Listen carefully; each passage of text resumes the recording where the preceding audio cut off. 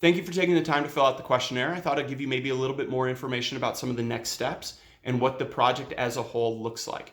So like I said at the beginning, this is a classification and compensation study. It's an overly complicated way of saying we're answering those three questions. We've been talking about that throughout the whole questionnaire. Does the job title make sense? Does the job description accurately reflect what you do? And what's the going market rate? The first two questions are pretty straightforward. A couple outcomes that might look like. So imagine we get these questionnaires back, right? All of the city employees have the opportunity to fill out this questionnaire. You can work on it as a group, as I said. But imagine we get these questionnaires back and you have two people who have the same job title. And maybe they're in different departments or maybe they're in the same department. And they're doing wildly different things. Maybe we recommend two different job titles, right? You had one title before, maybe now you have two titles. Maybe the opposite is true. We get these questionnaires back and you have different titles, but lo and behold, they're doing the same thing, right? We're laying these PAQs side by side and they're doing the same thing. Okay, well now we have the same job title, all right? So those are a couple of the outcomes that might look like from the classification side of things. Now let me pause for a minute and talk about the compensation side, how we do the salary survey. There's always a lot of questions around this, so I want to take just a little bit of time and cover that, right? We want to be able to answer the question, if you don't pull the kids out of school, if you commute in a different direction, what would they pay you? That's a relatively factual question. That's what we're being tasked with answering. Now, again, like I said at the beginning, it's entirely different than can the city afford to pay that going rate.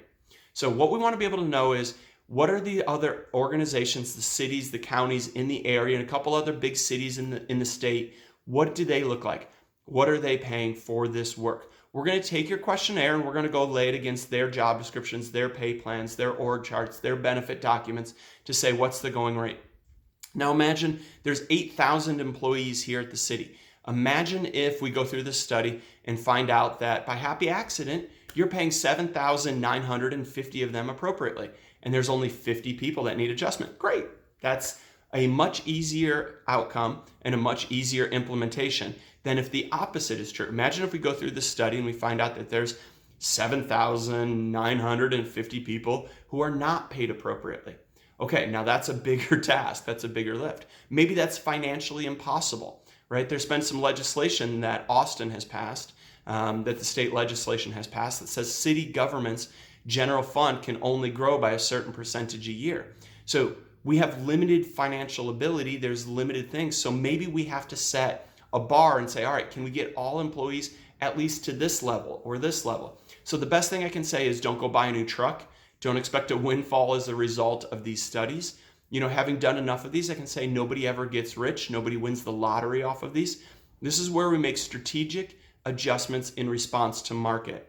Implementation becomes financial. It becomes political. The elected officials have to provide authorization and approval to do some of these things. So you can imagine how many steps it needs to go through before it hits an individual's paycheck. So like I said at the beginning, nobody's being let go. No salaries are being reduced as part of this process. But it's also not the process by which everybody gets a raise. That's COLA. That's merit. That's your annual increase. This is the process by which we say, what's the going rate? Where are we now? And what does it take to get there? What it takes to get there might be financially impossible. We might not be able to do it in a year. Maybe it's multiple years. Maybe it can never be caught up. But the task of saying, where are we, is a really important task. This is something most organizations do every 4 to 6 years. And I think it's about time that we go and we look and we say, where are we in relationship to market? And how do we get from where we are to there?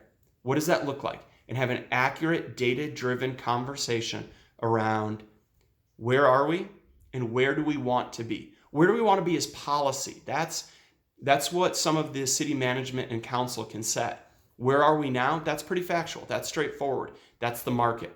How do we get there? Becomes a little bit more of a complicated conversation for implementation, for budget, for the policymakers to make a decision on, to say, how do we go from where we are to where we may want to be, and where can we financially possibly be?